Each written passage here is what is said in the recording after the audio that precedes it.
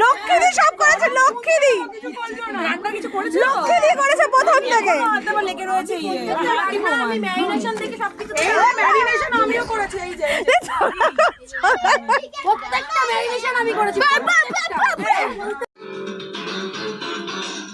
তুই যা শোনো নাচ পারবি।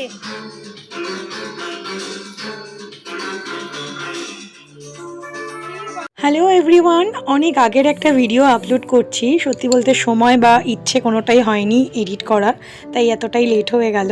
খুব কাছের কজন বন্ধু নিয়ে আমাদের পিকনিকটা হয়েছিল, খুব মজা করেছিলাম। যদিও সেদিন কোনো একটা কারণের জন্য আমার মনটা একটু খারাপ ছিল, কিন্তু সেটা আমাকে দেখে কিন্তু বোঝা যাবে না, কারণ আমি এমনই সবসময় যে পরিস্থিতিটাই থাকি সেই পরিস্থিতিটাকে এনজয় করার চেষ্টা করি। যেটাই হয়ে যাক সেটা হয়তো পরে ঠিক হয়ে যাবে, কিন্তু যখনের মুহূর্তটা তখন চলে গেলে সেটা আর ফিরে পাবো না। আর মন ভালো রাখার আরও একটা কারণ, আমি চাইনি আমার একার জন্য পুরো প্রোগ্রামটা সবার আনন্দটা নষ্ট হোক।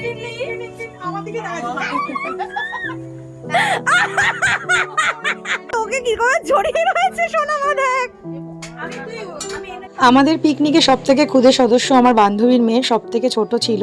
যাই হোক, ওকে নিয়ে অনেক আনন্দ মজা করলাম। আর পিকনিক মানেই তো রান্না মজা, সবাই একসাথে, এইসব তো চলবেই। একদম প্রথমেই তো দেখলে কাজ করা নিয়ে ভীষণ ঝামেলা। এ বলছে এ কাজ করেছে, এ বলছে ও কাজ করেছে। যাই হোক, পিকনিকে মেন একজন থাকে যার কাছে কাজটা একটু বেশি হয়, যে বেশি করে, আর বাকিটা তো থাকে একটুখানি মজা আনন্দ মাতিয়ে রাখার জন্য।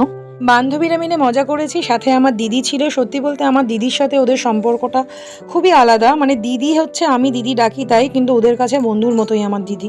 সেই কারণে আমার দিদি তো অবশ্যই ছিল আমাদের পিকনিকে। খুব মজা হয়েছে সেদিন, ভালো মন্দ মিশিয়ে। মন্দ বলতে ওটাই, আমার মনটা খারাপ ছিল, এছাড়া সবটাই ঠিক ছিল। আমাদের সব থেকে ক্ষুদে সদস্য, সে কিন্তু খুব মজা করেছে সেদিন, খুব মেতেছিল।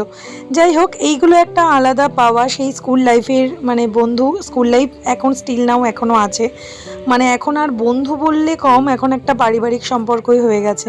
এদের সাথে একটা গোটা দিন মজা করতে পাওয়া মানে আমাদের মেয়েদের কাছে বলবো, যেহেতু আমাদের মেয়েদের সবসময় দেখা হয় না সবাইকার সাথে, ছেলে মেয়েদের স্কুল সবাই একটা আলাদা জায়গায় শিফট হয়ে যাই, সেখান থেকে অন্য একটা জায়গায় গিয়ে একটা গোটা দিন পাওয়া মানে আমাদের কাছে সত্যি ভীষণ আনন্দের, ভীষণ মজার।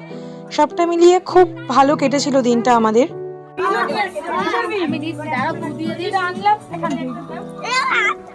বলছি যে ওর ভালো লেগেছে, বুঝলি, ভালো লেগেছে।